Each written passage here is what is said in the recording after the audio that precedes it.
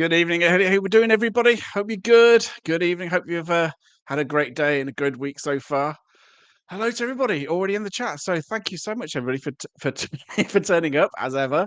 So it's always like a pleasure to see you guys in. So I'll go very quickly through the people who are in the chat. So Spange, good evening, and Steph and Weird Fox Lou and John Boy, good evening. Urban Angel, Leanne.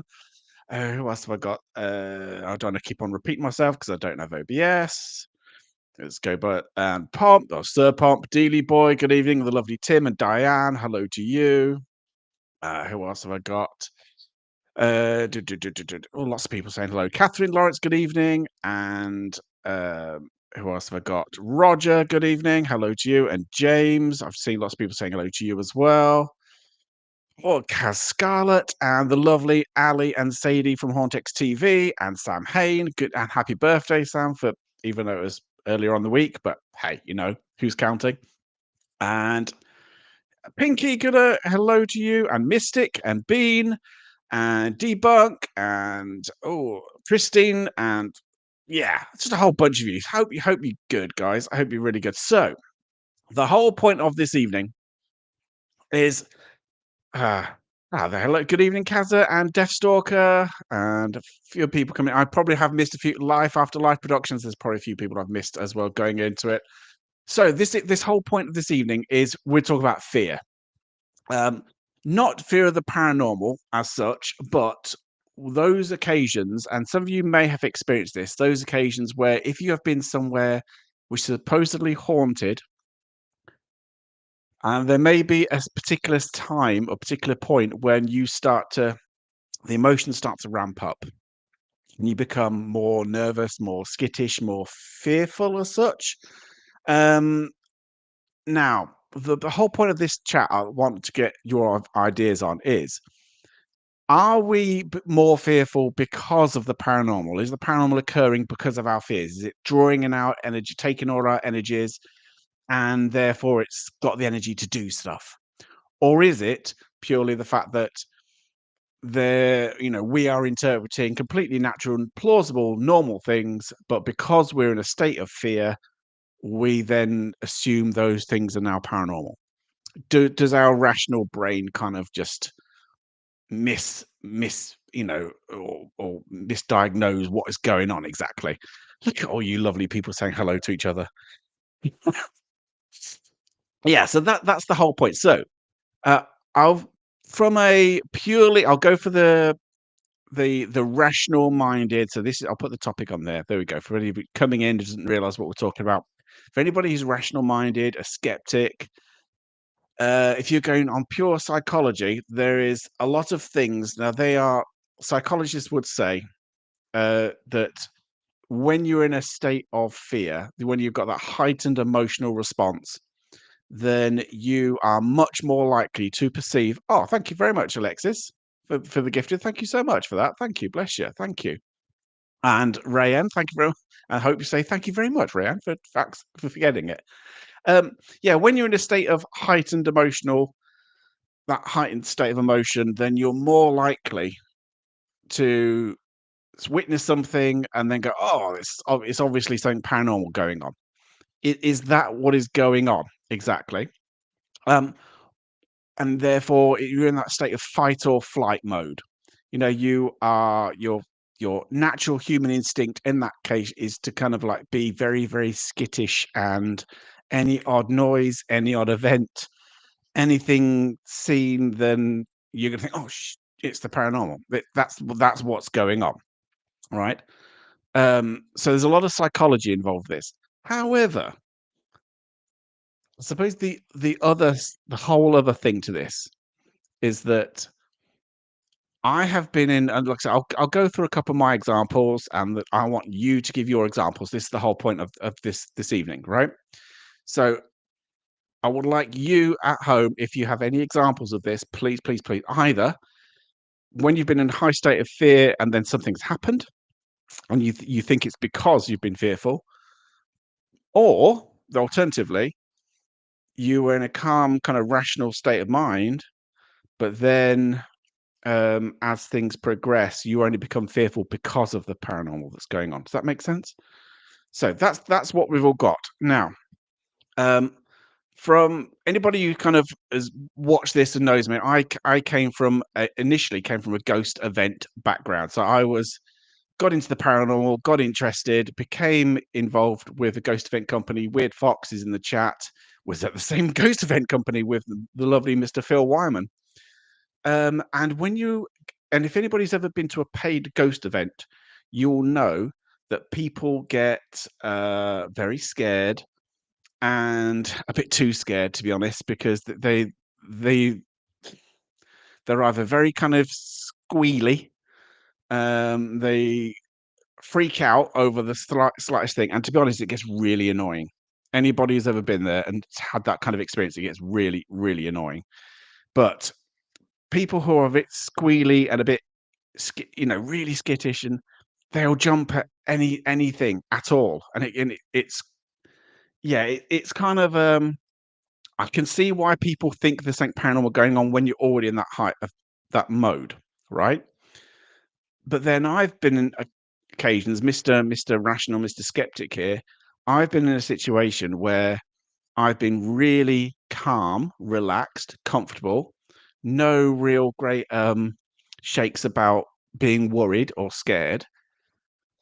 But then over time, things started to occur which I couldn't rationally explain away. And over time, I became a little bit, not scared as such, but it became more aware of what is going on. And I, I became, like I said, got to a point where I didn't want to be in that building anymore and I wanted to leave. And that's really rare for me. Really, really rare. So therefore, is it the paranormal that's feeding off my fears, or is it me interpreting stuff logically? Right. That's the whole point. So let's start going through some of your opinions, and I'm going to try and I've seen a couple of the comments already, so I'm going to try and get through as many as I can. So, like I said, I don't want it to be me rambling on. I want you to be part of it. Let's have a look. What's James saying? I don't believe in monsters under the bed, but I still can't get my let my foot dangle over the edge for too long. Just imagine if was that cool hand suddenly gripped your ankle. I have the same thing. Thing is that stuff never leaves you, does it? I think, yeah, I said that. Fight or flight adrenaline rush to the brain affects logical thought and reaction. I do agree with that, John. I've seen it time and time and time again where people are reacting to the maddest stuff, the maddest things, and they interpret things completely left field. It's like, what? Why? How are you making that link? It's a little bit like people using the Ovilus and they make links where there are none, but the people make links over the slightest thing. And like I remember, the funny one I had was at the Old Nick Theatre in Gainsborough, Lincolnshire, and there was a group of people, and I've said this before, so I apologize if I'm repeating myself, but I was in a cell with a group of people, and it was a ghost event, and the one woman thought they smelt something, which they smelt was like they thought was cabbage, and she was going off and off and on about this smell of cabbage, and oh, is this what you were fed whilst you was in the cell? You've come forward with the smell of cabbage. I can smell it from you. Oh, the terrible conditions you were in, and I'm feeling this and I'm feeling that. But they were right next to a Victorian toilet that had long since kind of obviously and it was just like, why are you going to different extremes? So I think people don't think rationally sometimes. So yeah, I agree with that. So hey, Ali and Sadie. Also depends on who is around you on an investigation. Whilst you have a moment of fear, as it could trigger some into a state of fear. Also, or if your rational calms one down to focus. Yeah, yeah.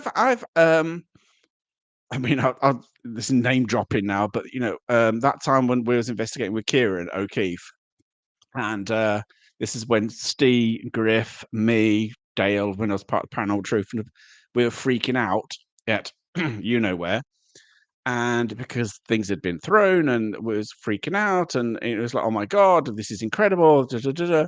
And Kieran O'Keefe was just like brought us right down straight away. Was like, "No, it's not." It's just like, "No, calm down." For me, the paranormal or suspicion of it creates the fear. Okay, yeah, that's good. I like that. Hey, Jem, don't tend to get scared much anymore. I find laughter or not actively investigating seems to get more activity. Yeah, that's it is a funny one that. I mean, I've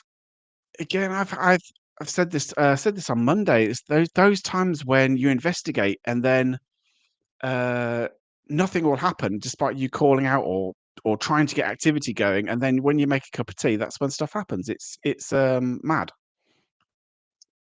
So, look, however, newbies to the paranormal eyewitness on events tend to see more. Yeah. Oh yeah, pareidolia all over the place. I'm afraid. With I'm not. That's not being me just being dismissive. I do genuinely think that a lot of people tend to see and hear things when they're in that heightened state. When I had a lot of activity up to 3 times a day, if I was relaxed, I'd suddenly feel scared and uneasy, like a sense was activated. Then something would fly off a shelf. That's really, really interesting because I've heard that again and again and again where, you know, like for me, when I was in that really relaxed state in a particular place, um, it would be a number of things would happen. Um, and to a point when I was like, I do not want to be in here anymore. That's when my state of fear would kick in. But that's a really interesting, point of view. That one, I really, really like that. Um, let's have a look. A lot of fearful people at ghost hunt events, sometimes they scare themselves and others, then if not controlled, it can snowball throughout the whole group. Yeah. Yeah, the whole it what's the word? When people just it becomes a group mass thing. I can't remember the right name for it, but you know what I mean. It becomes like this mass delusion, I suppose, and, it becomes unbearable then. We predispose ourselves to be scared of ghost hunts and scary movies, et cetera. Yeah, I get that. I do get that, but I also think that there is this whole idea of the fear of the unknown, and we put ourselves into that situation. We pay to go into that place, or a lot of people pay to go into a ghost event. So there is that sense of we must enjoy the scare factor. That's why ghost hunting groups that go in there and it's creeping, it's in night vision, and you see it on YouTube and things like that. People love that shit because they love being feeling scared like you're in with them. In reality, having done it on the other side and been in those situations, the same as Steve Griff and all those others that go out into kind of it's far less scary than you might think. I've done live streams and things like that, and you'll be amazed how many people are really like, "Oh my god, how can you be in that space? How can you be in there, and are you not scared? How does it feel? What does the environment feel like?" I was like, "It's fine." It just looks creepy. It looks creepier in night vision, and I suppose that's part of it, isn't it? Me and a college friend went in an old building where someone died ages back. Going to upper floor, we both heard a chair kick away, and we ran like heck. Yeah, did you not go and investigate? Yeah, to be honest, I've had the similar things where I've heard things, and I don't think automatically ghost. I think automatically somebody who's homeless um, is gonna be very aggressive about us, you know, getting into their territory, and so I'm more aware of the living, I've got to say, than the dead. However, some people could have a genuine personal experience that possibly scares them as they maybe were not ready for it. Yeah, absolutely. Mystic, I don't think fear makes a damn bit of difference. Fair enough. Yeah. My God, you guys are chatting. You guys are going mad with the. Oh, who's that? Is that Poppy? Is that my Poppy? Hey, Poppy. Good evening. We all interpret things differently, I suppose. What's Leanne saying? Go to movie and think it's going to be a comedy. You say to yourself how stupid it is, and not funny until then realize it's a horror movie. You weren't scared at all. Yeah, I think my favorite, one of my favorite horror movies was actually the Blair Witch Project growing up. Now, I'm not going to go into the horror movie thing, but the whole reason why I love the Blair Witch Project, and some people think it's rubbish, but I watched it at the cinema and I was genuinely fearful at one point. You know, there's the point where they rush out of the tent in the forest and you cannot see what they're running towards. That scared me witless. Um, True fact, I tried to get hold of Mikey. You know, the Mikey the guy who stands in the corner at the Blair Witch Project. I've asked him to come onto the podcast. He hasn't got back to me yet. So, yeah, so if you're into the Blair Witch Project, if an area has paranormal activity and you're scared, you open up your weak point. Fear is often triggered or my mind thinking that, or the mind thinking that things are worse than they actually are. Yeah, exactly right. You are absolutely in that, like say, heightened state. And what's Sarah saying? Traggle. Yeah, I know, making it worse. I know, I'm not make. Sounds like close to Fraggle, like Fraggle Rock. I don't know, man. I don't know. As a kid, I was scared as hell to go up the stairs to the attic, and the front attic. Problem was my bedroom was in the attic, but the fear made me believe there was something going on there. Yeah. Um, who had it as a kid? And you can tell me, right. Tell me if I'm wrong.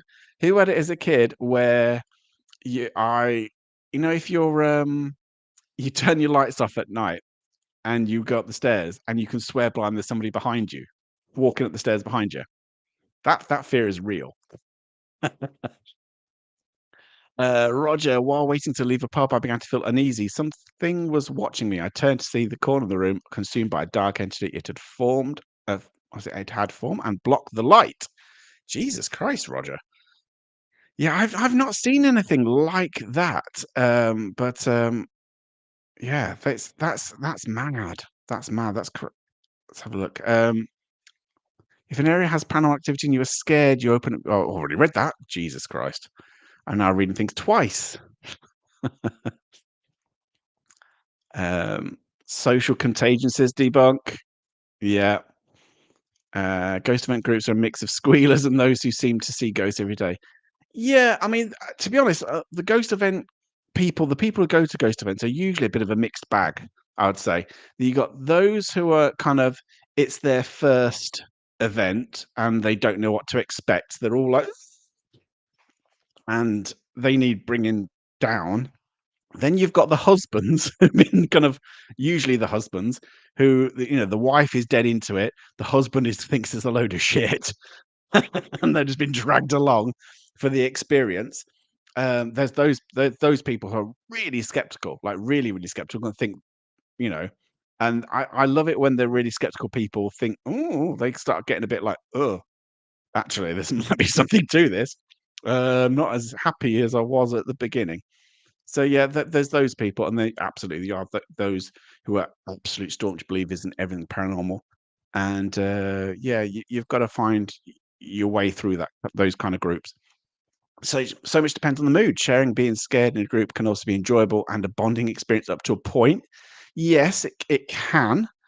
It can up to a point as long as it's in good humor and there's like kind of safe space afterwards. But yeah, people enjoy being scared. Plus, they want hope and to see loved ones again. I'd shocked if they didn't scream ghost.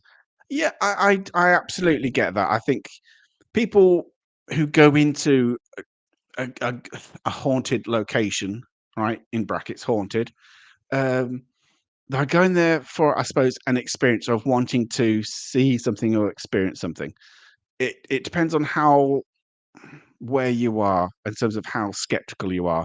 Are you one of those that flinches at the slightest noise and therefore that's proof of the paranormal? And therefore, if you're scared, you become scared, and therefore any other little noise is obviously proof of the paranormal? Or are you those, a bit more kind of can control their emotions a little bit and just see it for what it is?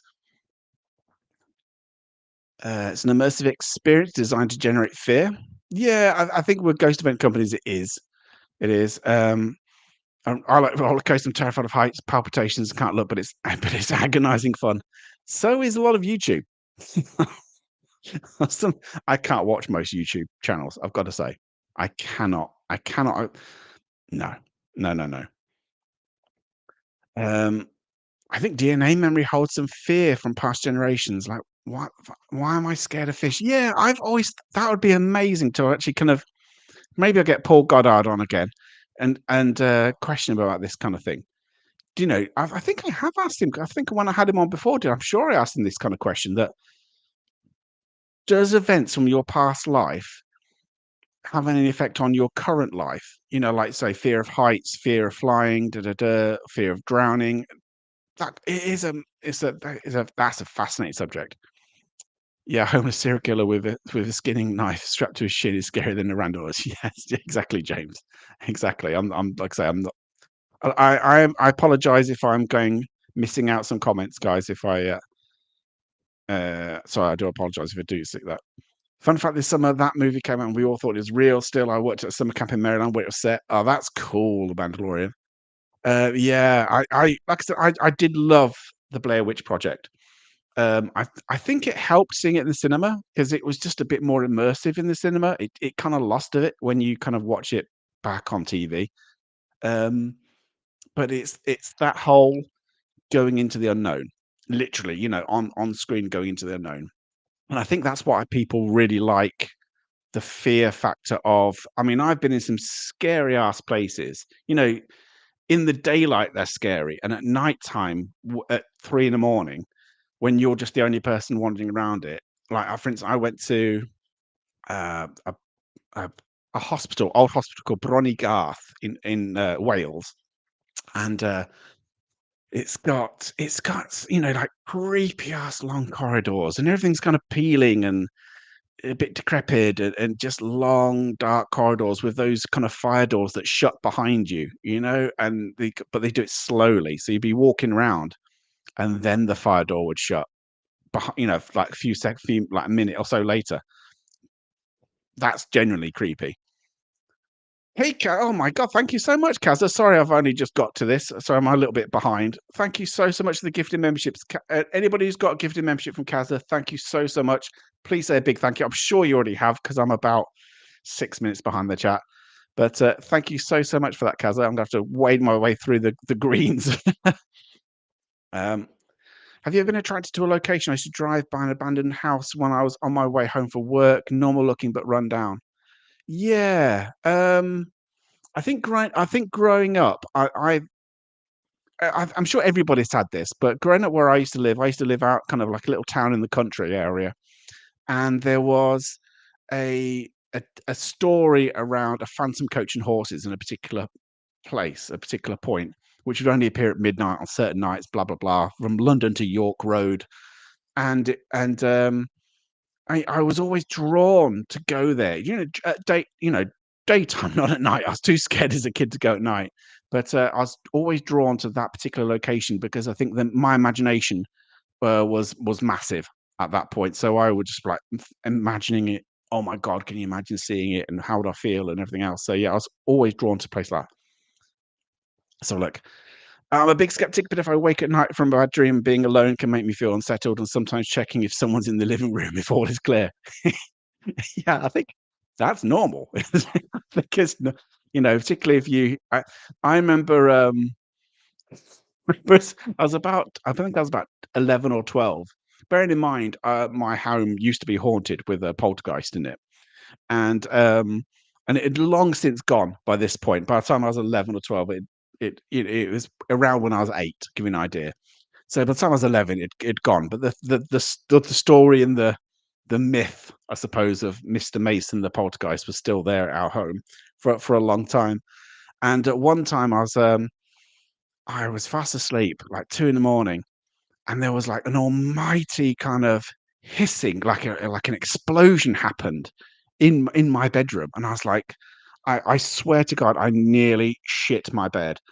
And it turned out I was into art, and I had like an airbrush, and the airbrush was linked to a gas canister, and I didn't know it was this thin bit of plastic that was linking the airbrush to a gas can, to an air canister, and the plastic thing kind of ruptured and burst, and oh my god, the noise of it. But yeah, so yeah, noises happen in the middle of the night, not a good thing. When I was a kid, I had to go back to bed. Back to my bedroom before the toilet finished flushing. As I got older, I felt sorry for what it had to eat, so I used to feed it sweets as a treat. Wow. That's that's so good. Love that. I had a fear of flushing what is it with flushing toilets? Mad. You guys are mad. I had a fear of flushing toilets when I was a kid. I thought something would come up and grab me. I've never been scared of flushing toilets. I mean, my old house, we had like a kind of corridor thing upstairs. I used to hate that. And yeah, so some areas of my old house where I grew up, I did not like, but they were genuinely creepy.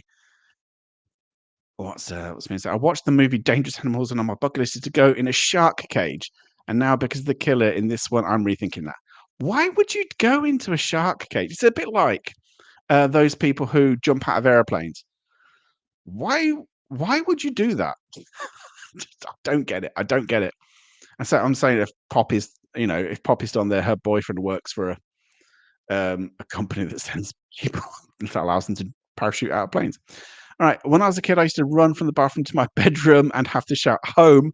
However, I did grow up in a house that used to be a funeral parlor. Oh dear God. Well, yeah, I'd say many things. That was my house. I had a similar situation when I was about 7, but it was coming down the stairs. I felt like someone was behind me, and I jumped the last 6 or 7 steps to get down the stairs. I used to do that. That's I used to do that. I used to kind of either run the last couple of steps, or if I'm going up the stairs, run quickly because of that fear that something was right behind me. It doesn't help that even now, my house where I live in right now, my stairs are really creaky. So there's that whole thing of, when you go up the stairs, second or two later, the steps creak, so it sounds like there's somebody right behind you. Yeah, I've done ghost hunting, and I'm still a bit like, "Ugh, it's not nice." Hey, Laura, I was scared. I saw the boiler room in the cellar of the club I was brought up in. I thought I saw a dark figure in there. Turns out that's where my dad was held at gunpoint in 1980. Jesus, Laura, that's genuinely scary. My God. I was scared easily as a child. I've raised teenagers alone. I'm not too fearful anymore. That's good. Um, isn't it amazing how all these childhood fears, but these kind of fears linger? I was always scared of our bedroom as a kid. My mum told me a man hung himself in there years before.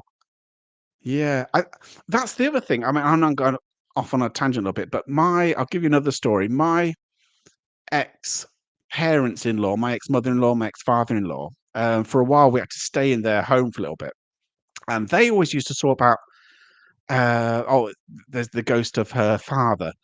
The spirit of her father is always around, and things like that. And I was like, yeah, yeah, yeah. I was kind of I was still into the paranormal, but not really seriously into it.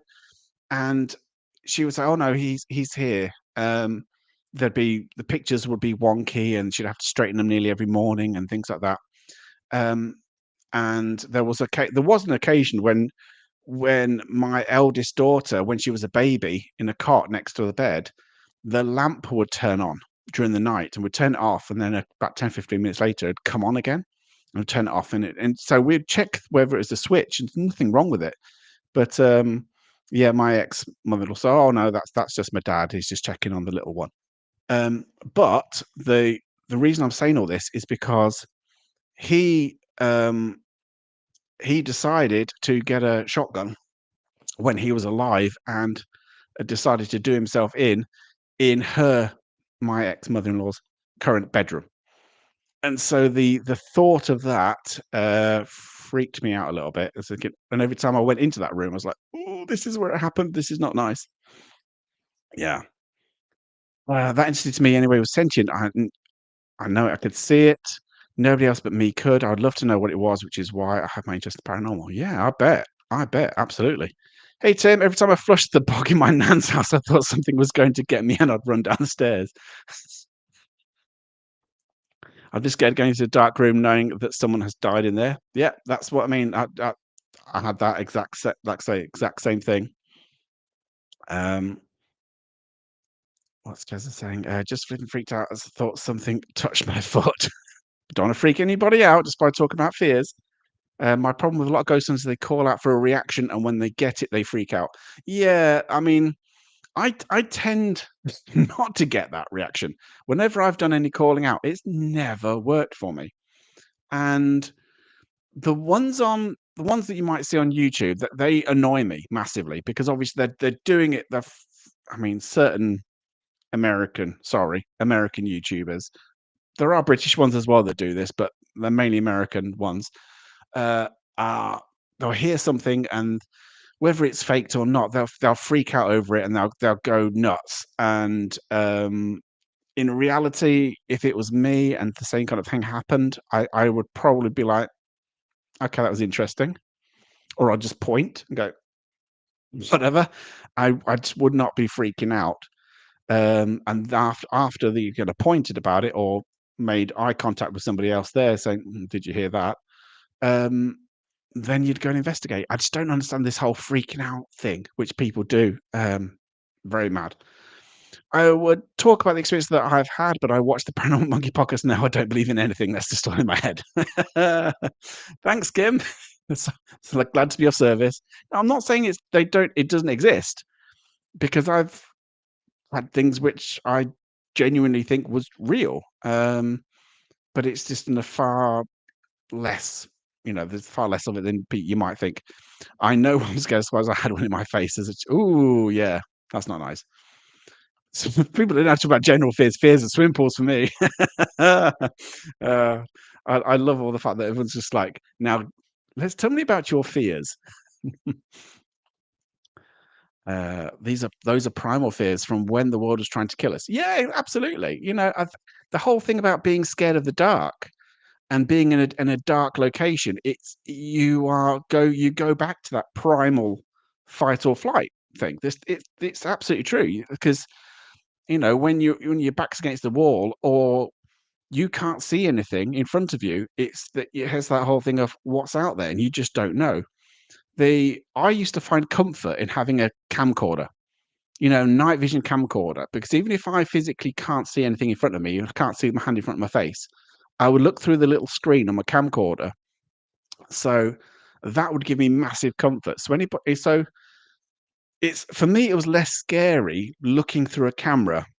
If I didn't have a camera there, I'd feel more exposed and I would feel genuinely more fearful, because when you can't see anything right in front of you, that's when things get a little bit freaky and you do get a bit twitchy, for want of a better word. Uh, was it there you have to clue scary movies in the cinema are more scary because the fear is infectious. Yeah. Oh my god, I'm so behind the chat. I'm sorry, guys. Um, Sorry, I will speed up. I apologize. I'm about 10 minutes back. My buddy saw this Blair Witch Project was released as a blank VHS pirate version. That must have been a scary couple of hours. That was cool. I've done that.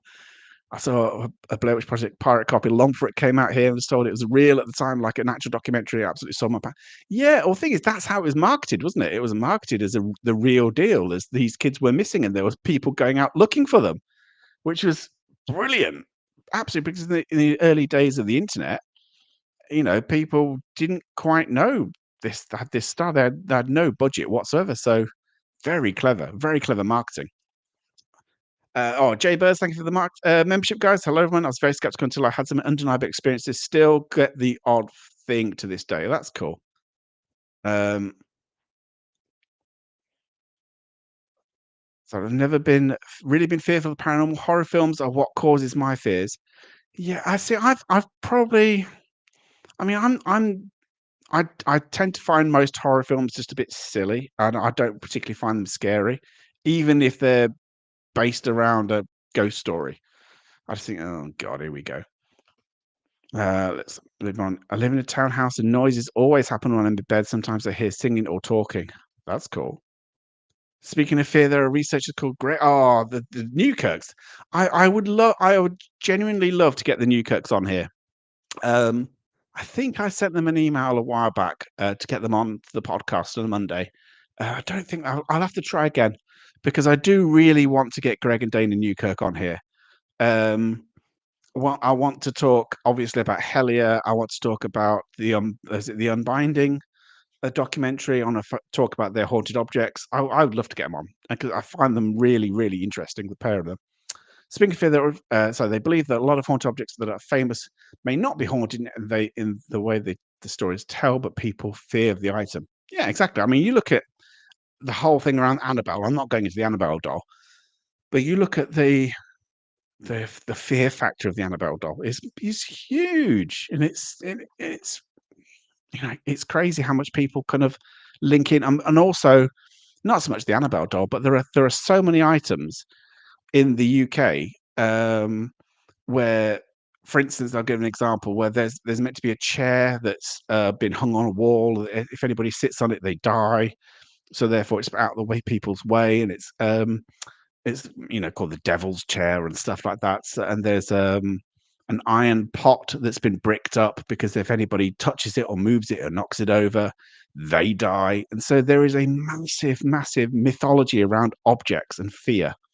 So it's not just dolls here. It's gone on for ages, for years and years and years. It's never going to stop. Latrines have just latrines are just have a drop down to hole. How much scarier than toilets, in my opinion. All right, yeah, yeah, yeah. I used the sound of a gurgling sink as a kid. I would think a creature was going to crawl out. That's just silly, Steph. Oh my god, I'm so far behind that. I'm so sorry, guys.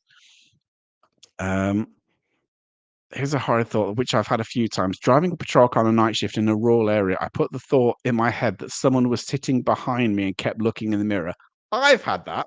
I I've had that, and I have that particularly once I've left a haunted location. When I've left a location and there's nothing happened, and I've been there, let's say for, I don't know, 8 hours or whatever, and I'm leaving at like 3, 4 in the morning.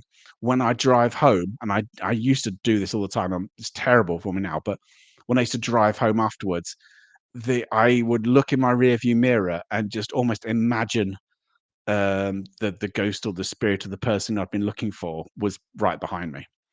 That, and this is me, Mr. Kind of skeptical. I would still look in the rearview mirror and go, "Ugh." Hey, Giuseppe, since I was a kid, every time I'd go to the toilet, what is it with toilets? This is like toilet chat. Since I was a kid, every time I'd go to the toilet as a kid, I'd light the landing with a light from my room and shield my face so I wouldn't see the dark stairs. I still to this day, I'm 44. It is amazing. It is amazing, actually. The power. I will say this of a dark corridor and an open door. Ghost hunts and ghost events, and not wanting to stand with my back to an open door. If I'm in a room and I don't want to stand with my back to an open door, I'd rather have my back to a wall because I just don't know what's behind me in the corridor. That fear factor is absolutely there, and that's me as Mr. Paranormal Investigator. That's there. I still get that feeling. There's something about stairs and corridors that can be especially creepy. Something to do with them being your escape route and having one way in and out. Absolutely. I had exactly that same feeling of like, oh shit, I've actually got to go through that way to get out. Absolutely. My childhood home radio used to turn itself on in the night, but wasn't switched on at the plug. Things would go missing and woke to someone sitting on my bed, left a bum print on the sheets. Jesus. You should write that down, Jay. That's scary stuff. That's proper scary. My God. Yeah, I know. I know. I'm way behind the chat. I know this is ridiculous time. Oh, Pinky, thank you so much for the 149 New Zealand dollars. A white unicorn with rainbow hair. Thank you very much with your white unicorn with rainbow hair. Thank you, Pinky. Pleasure. Thank you. I'm gonna have to catch up with the chat because I'm very aware of how far behind I am. The brain's extremely powerful thing that we just have the tip of the iceberg of understanding. Yeah, absolutely. I think, uh, but being mindful of that. Oh, Ghost Wiener, good evening. 30 minutes in, and I'm still in sync. Yes, the sync thing is sorted. I've updated my laptop, I've updated my internet, and now we're full fiber and we're all ready to go. So there should be no syncing, lip syncing issues from now on. That's been my personal nightmare. Um, let's have a look. Just an apology if it's already finished, but your new wrestling entrance walk, Mince, is absolutely hilarious. I do hope you've seen it. Is it a new wrestling entrance walk, or is it just my kind of the mad dancing thing, which I'm not going to repeat, otherwise somebody will clip it. But yeah, it's a good dance and it's a good entrance. If you've seen my wrestling entrance on the Spaghetti alla Paranormale, let's go down. I'm gonna skip through some of the chat. So if I miss something which is really really important, then say it again and I'll say it. I'll try and read it out. Skeletons, zombie type things, all decomposing. I'm always expecting something like that when it's dark. I'd scream so high pitched only dogs would hear. Do you know what? I'm honestly genuinely not fearful of things like skeletons, or skulls, or and this is a bit of a kind of admission now. When I was a kid, I used to collect skulls from the forest, and that's slightly weird. That's a slightly Jeffrey Dahmer thing to do. But I used to find kind of squirrel skulls and rat skulls and cat skulls and things that were found in the forest and deer skulls. And I used to line them up in my bedroom. I just find them really interesting. Is that weird? I just say, "Yes, that's very odd. That's not normal." Um, Leanne has the same thing. Look, I have a phobia of dead bodies, dead animals, the physical bodies. Yeah, similar kind of thing. I can watch the scariest, goriest horror movies, people skinned alive, heads torn off, and what have you, and I'm fine. Show me anything to do with fingernails. Oh, yeah, and almost vomiting. I I had the same kind of thing. I'm like I say, I'm not scream. I don't care about horror films. They're just silly, right? And then I was watching, I've said this before, and I was watching a reality, show, and it was about, it was filmed in a hospital, and somebody came in with a really cut open arm, and it was gushing blood, and I was like, "Oh my god, that's really bad," and it was pumping out, and I was like, "Oh god." Anyway, I went to the loo, and, about 30 seconds later, I woke up staring at the ceiling. Because I'd fainted and collapsed from the sheer sight, not even of my blood or my kids' blood or anything like that. The sight of somebody else's blood on TV, because I knew it was real, yeah, gone. Okay, growing up, we had fruit bats that would drop mangoes on our tin roof. It used to scare the bejesus out of me sleeping. Yeah, that would be freaky. Don't get us started with that god awful doll. It was a grift starting with everyone perpetuated by Nest, but it's just a ragdoll and it's not cursed. Yeah, I'm not even going to go down the whole, that avenue because it is all a bit silly. Also, like eating a restaurant, not wanting you back to the room, but the wall instead. Yeah, there you go. I'm catching up with the chat a bit. Because when I lived in Papua New Guinea, the fruit bats would crap out huge seeds that would scare you. Blimey. These are very exotic people in my chat this evening. It's not what I'm used to at all. Nothing will ever scare me more than the time I turned round in the shower and found a huntsman spider on the shower door inside with me. Yeah. Yeah, that's not gonna be nice, is it? I mean, that's a whole level of that's a seg level of scaredy cat. But you got a right reason because those Aussie spiders are they don't they don't want to mess with them. People faint around the famous Dybbuk box, even though we know it's all made up. But maybe all the fear energy soaks into the items, though. Although we can't scientifically back that up, but it makes you wonder. Does it though? I mean, I for an experiment, I have kind of genuinely kind of, thought, should I buy some haunted dolls or haunted Dybbuk boxes or haunted objects? Should I buy some? Or I know Mickey York, who's in the chat earlier, I don't know if he's still in, um, I has bought, bits of the Amityville house and, like the what you can buy little bits of it. I was like, "Well, should I buy just a whole bunch of haunted stuff and just put a camera on it?" But I know full well what would happen. Bugger all would happen, and I've just wasted a whole bunch of my money on some crap, and then somebody's got rich off not rich, but somebody's got made some money out of me. The Fear of the Dark Stairs got worse after I heard about the werewolf on the stairs in the Hexam Head story. Yeah, the Hexam Head story is mad. Um, one thing I will just say, I've booked in recently a guy called Mike Covell, and Mike Covell is a historian in Hull, or Hull, as they like to call it, who's incredibly knowledgeable in talking about factual information around historic locations around Hull. And he was involved a few years back with a werewolf hunt in a place called Barmston Drain. You look it up; it's mad. So because he was an historian, he went out to investigate these werewolf sightings, and it even at one point got the attention of rock legend Alice Cooper, who wanted to come to the UK to join in on the werewolf hunt. Mental. Anyway, so he's coming in. He's coming on in September. Just I've had that confirmed today, which is good. Uh, I bought a Feathers McGraw toy from Wallace and Gromit, put on the back seat to negate bad feelings. Look in the review. That's a great. Putting something cute and cuddly on the back. Yeah, that's a great idea actually. What's Lou saying? Well done on getting fiber broadband. You'll get running water soon. Then bugger off. I know. I know. It takes me a while. I've just recently posted a paranormal photo of me with something on my arm created by light through the trees. Oh, cool. Um, let's go. Let's have a look. Who's that just popped up behind your right shoulder? Yeah, I know. I mean, the thing is, when you're a kid, like you do get very, very jumpy, and I've just learned how to control my jumpiness. When I actually saw a ghost, I wasn't scared of him. Just talked with him and thought how amazing that was.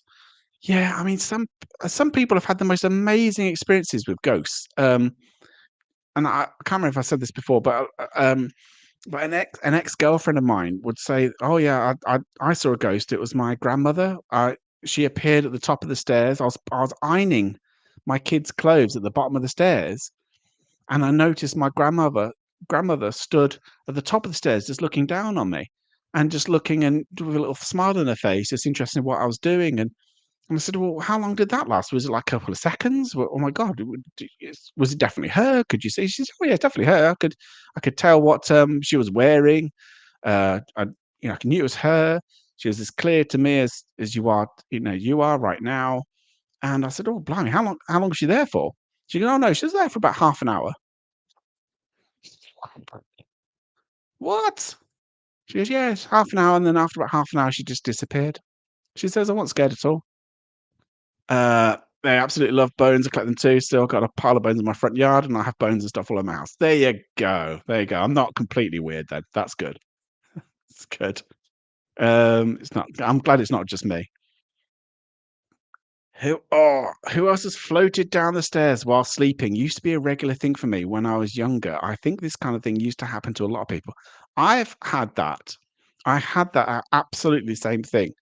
It's a weird.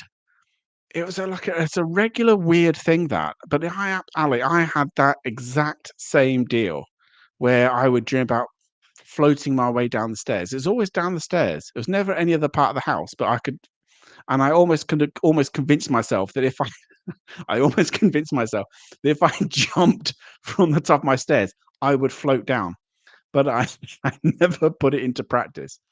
It's probably a good thing. I used to get scared a lot, but these days I think the only thing that scares me is the living. Lots of mad people about. Oh yeah, oh yeah. If you went to a boarding school, you had good reason to be scared unless your back was to the wall. Yeah, let's not go there, Nigel. But I think we all know what we're talking about. Uh, oh, Jesus, no, Spaghetti and Crow have changed the walking even more funny. Oh, they have not. Oh, no, okay, I'm gonna have to I didn't see it. I missed I missed, the wrestling one, the wrestling, stream the other night, so, I better check oh god. I better go back and check that out, see what Crow and Spaghetti have done to my walk-on moment. Gits, absolute gits, but yeah. Oh, dear. Yeah, Lou's that saying that I've often floated downstairs when I was a kid on 47-ounce steel dream lots that I'm flying. Yeah, that's cool. It's a mad thing, isn't it, that? In the mid-90s, I was working graveyard shift in a locked petrol station by myself. When I got really tired about 4 a.m., I would start hallucinating things moving out the corner of my eye. Yeah, if anybody's ever, had hallucinations, I've had hallucinations, and they were weird as, like, really weird. Um and I had like I had salmonella once, and I was hallucinating all kinds of things. It was crazy. Kind of cool though, a bit trippy. I remember investigating a known location. They said there was a dipper box on the table. Accidentally nudged it, and it fell on the floor and split open. Had a lot of hair in it, but nothing happened. No, I know, but it's because I mean the Dybbuk box story was made up initially, So obviously the original Dybbuk box, the one that is I think is now in Zach Bagans' museum. Um, that whole story was a fabrication. But once that story had got out there, even though the guy later on said, "Oh no, I actually made it up," even though he admitted he made up the whole thing, the whole myth around Dybbuk boxes just got out there. So yeah, so now obviously there are people selling them, getting an old wooden box, sealing it with some wax and a bit of string, and putting some crap in it, and then selling it on eBay and making out that they're haunted. Yeah, it's funny how these things take on a life of their own. I mean, it's cool stuff to have just for the history of haunted items. I don't think they would make a house haunted, or I think kind of just a cooler collection. Yeah, exactly. I mean, if you've got any old bits and pieces, haunted things. I mean, it is interesting. Um, but what I want a bunch of junk in my house, basically, because that's where how I'd see it. I mean, it's a little bit like anybody who saw me and Diane at the Museum of Curiosities, the Supernatural UK episode, where we was in a building full of hundreds and hundreds of things which are all supposedly creepy and haunted and got stories attached to them. Um, it looks great. But at no point did I think that anything was genuinely out to get me. Anything was particularly haunted there. But it's amazing. You get have a whole building full of that stuff. You're more likely to think this it's bound to be haunted here. That's how our minds work, I think. It was in the shower at a place I used to work at a FIFO worker, FIFO, and the showers were in the bush. Ooh, yeah, let's not go there. Oh, spaghetti. Now then, spaghetti. Apparently, because I haven't seen it yet, spaghetti, you've changed my entrance, which I need to check out after this stream to see what the hell you and Crow, and I'm guessing it's you and Crow, have done to my amazing. I mean, it was good before. I dread to think. Anyway, I swear to this that someone was stood next to me for a second at a recently deceased neighbour's home. Could have been my brain playing tricks. I had to compose myself quickly in company for tea. Yeah, I think sometimes you are, if you are, um, when you have the previous knowledge of what went on in a particular location, it's a little bit like you go to anywhere that's got a story attached to it, or where somebody died, or in a particular place where they died. Um, it is very, very hard to get that out of your head, and, because you think, "Oh god, I wanna almost step around this bit," this the feeling that they're almost still there. So, yeah, I get how the story can affect how you think about a place. Ask Paul Sinclair from Truth Proof to come on. He talks about cryptids and UFOs, installing fear in people before a ping. Okay, cool. And whoever said about, Alice Cooper coming on, as much as I would love Alice Cooper to come on, say, "Alice, do you fancy, coming on to talk about werewolves?" As you're into it, I have a funny feeling he might say no or not respond.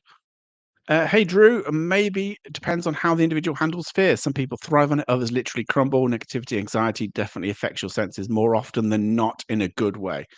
Yeah, absolutely. It is very much down to the individual, I think, about how people deal with fear. I do have items believed to be haunted show up on my front door, and I'm usually not scared of them except when a weird item is at my door with no note, and that happens twice. Uh, no, doesn't. See, that would freak me out if something's just go, "Oh, yeah, it's the ghost guy," so that we'll just, we'll just drop off some haunted stuff because we can't have it in our home. Yeah. Uh, you were present when Crow and I were creating you. Yes, I know I was present when you were creating me, Spaghetti, but apparently you've changed my entrance walk. Is that true, or is that a myth? Oh dear. Um, what's that? Your butt cheeks got very red once in the wrestling made me laugh since it was like a baboon butt. I know. I don't know what those little pink patches are. That's pro all over them. I did that. I swear to God. What's Spanish say? I hallucinated there was a goat in the bedroom while on holiday. Tequila's a lot to answer. A goat shows where your mind's going. What the hell? Oh my lord. Um, my son had salmonella, and I got a call at work from the CDC. Now that's scared. The school teacher on camp poisoned 28 out of 34 on a camping trip by not cooking chicken properly. Oh my good God.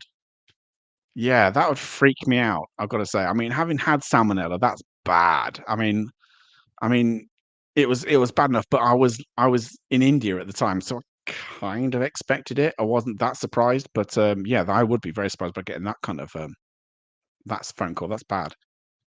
It's like, Jory, would you wear something that belonged to, say, a murderer? Easy to imagine it's absorbed some of the owner's energy, but even if you don't believe it, would you still wear it?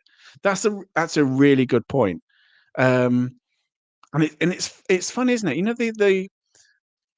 I suppose it goes for the likes of, those people who buy stuff, supposedly from murderers. I mean, yeah, okay, Zach Bagans' museum is full of Ed Gein stuff, and um, there's a whole bunch of others, and John Wayne Gacy's paintings and things like that. Anything attached to a serial killer, it it sells for thousands. And it is that weird thing of, oh, he's touched that. That's therefore some of his energy has gone into this. Some of his negative, evil, negative energy has gone into this. He wore these, or he touched this, or he picked up this pen, or this was his clothing. This was his shirt. Yeah, I mean, that's a whole other level of kind of psychology around it. I find that fascinating that people would get that kind of attached to stuff because it once belonged to somebody who did something bad in their life. It's a bit mad, isn't it? Giuseppe Strawberry the mug is awesome. This is TK Maxx. TK Maxx in the UK, currently selling lots and lots of Halloween stuff, and I liked this, so I grabbed it. Yeah. Um, and let's go down. Whoops. If I'll let me. Um, So I have to walk by a house most days where a little girl is haunting. She was murdered by her stepdad in the early 1960s. The house feels wrong. Yeah. Oh, there's a village not too far away from me where I'm trying to think how long ago it was now. I think it must have been about early 2000s. A dad.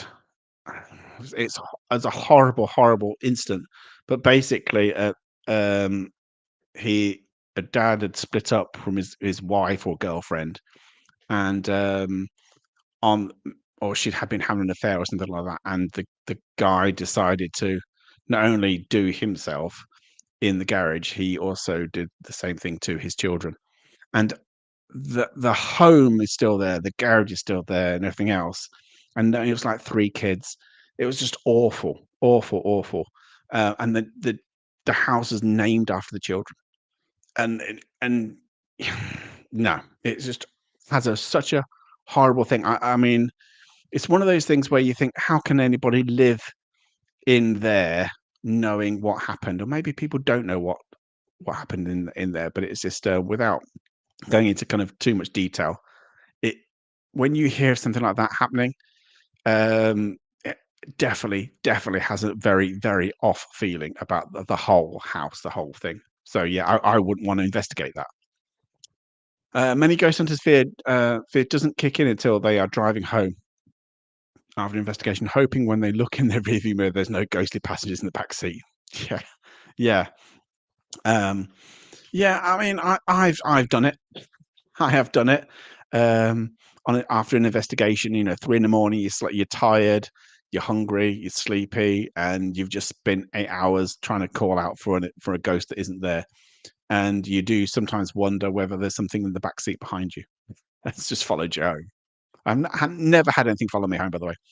Need to ask Alice Cooper. I've heard he's a big fan of yours. Welcome to my knitwear. Bugger off, Sarah. Um, I bought a second-hand ring, no history, but I'd love to know the previous only details as I've since had a habit of chasing the postman. Oh God. Uh, oh, thank you so much, Kazza, for the 20 Australian for the mod kitty. Thank you so much, Kazza. Bless you. Thank you so much. You're so generous. Thank you. Um, thank you. Right. Just gonna get down there. Okay, so I'm just gonna finish off 1 second. Um, okay, just to let you know, this Monday I've got a guy, and I do need to um, kind of verify this guy's coming in. I've got to chat to him tomorrow, actually. But a guy called Eli Lewis Lysett, which is a fantastic name. He's called the Local Mythstorian. He's all into. He has a podcast which deals with folklore and hauntings and the myths and legends of 3 different counties in England: Staffordshire, Cheshire, and Derbyshire. And so I booked him in. He's coming up on Monday. And so yeah, so he's going to be a really really good, fantastic guest to have on. Who's hugely knowledgeable. So I'm just going to. He's been confirmed, but I need to talk to him tomorrow to make sure he's all okay with coming on. Uh, what's his name? Justin Thumbnail. Does fear create paranormal? No, fear is created by Spaghetti and Crow when they made Justin's character entrance, and I'm here for it. Yeah, thanks, Kaza. Thank you so much. Yeah, absolutely. Yeah, very good. Okay, yeah. So check out if you he's on Blue Sky, by the way. So if you check out the Local Myth Historian, he's on Blue Sky. If anybody's got Blue Sky, have a podcast and things so you get an idea of the kind of stuff that he'll be talking about. But yeah, should be a really good one. Okay, last couple of messages from people. Oh, that scene from the second season of Haunting of Hill House. The thing that jumped out of the back seat made me jump and scream. Nice. Um, I wonder if real estate sellers tell prospective buyers about bad incidents that happened. There are 2 houses not far from where younger ones did themselves in the garage. I know. Who's it saying about? The who said that? Oh, Jan. I'm disappointed I didn't start the monkey. I still like my 9 p.m. New pants moment. Um, I might set him back off again. I think I might need to. I've not done him in a while, but because I've got the little monkey, I've also got big monkey. But I do like this one. I do like this one. Made brilliantly by lovely Weird Fox. Uh, let's have a look on this one. The back seat thing first happened after I left the scene of a fatal crash. I was with the victim for a while before he was taken away, and I just had that feeling he was in the car with me. He probably was. He probably was. That's very odd. Fabulous. Okay. One other thing as well. So I've got that guy coming in, Eli Lewis Lysett. Got to get his name right. In on Monday. On Thursday, we're going to be. Well, I'm going to be going with Weird Fox and the lovely Ali and Sadie from Hauntex TV, and some bloke called Beardo, up and coming YouTuber. Anyway, we're off to this place. Skirrid Inn in Monmouthshire in Wales. One of the most haunted inns, I suppose, in Wales is what it's supposedly. Supposedly that's where we're going to head off to. Now on Thursday, it depends on signal. I know that Ali and Sadie will most likely be doing filming for episode, as will Beardo, I suppose. But what I'm going to try and do is do a live stream from there. So you guys going to give you a little tour, say hello to Ali and Sadie and this beardo fella, and uh, and then you can say hello to Weird Fox and yeah. So I do intend to try and do the only thing with this is because it's the Skirrid Inn, it's near a mountain in Wales. I really don't know how good the internet reception is. If it's rubbish, I may just have to film something. If it's good, then I'll try and do a live stream from there. So yeah, keep fingers crossed. I hope it's all good. Anyway, that's on Thursday next week. So really looking forward to that. It's been a while since I've done a haunted investigation, so that's where I'm off to. Right. Okay. All done. Now then, scared in what? Yeah. Yeah. I mean, I've investigated scared in a couple of times, twice before. I think it is. Not had anything. Well, not had anything major, nothing that would convince me anyway, happened there so far, but maybe I know people who in the chat right now, Diane being one of them, who've had some odd things happen in there. So hopefully some odd things do occur in Spirit Inn. So that's what I'm looking forward to. That'd be cool. Right. Okay. I'm all done. Thank you, everybody, so much for joining me. I hope you've enjoyed the little chit chat and the or you've been able to put in your suggestions of things around fear and what you're scared of. And we've learnt that I was slightly weird in keeping skulls, and you guys are slightly weird of being scared of toilets. Where'd that come from? Anyway, hope you've enjoyed it this time. Please, if you've enjoyed this, I'll say it for time because some people might be new to the channel. If you've liked it, please do think about subscribing. It's free. Please share it out if you've enjoyed it, and hopefully then you can be part of this little lovely community that we have around the Paranormal Monkey podcast and this little live stream that we do every other Thursday. And yeah, and thank you for joining me and for all your contributions this evening. Okay, that's me done. Right, I shall see you on Monday, guys. Have a great night, and I'll see you soon. Bye bye.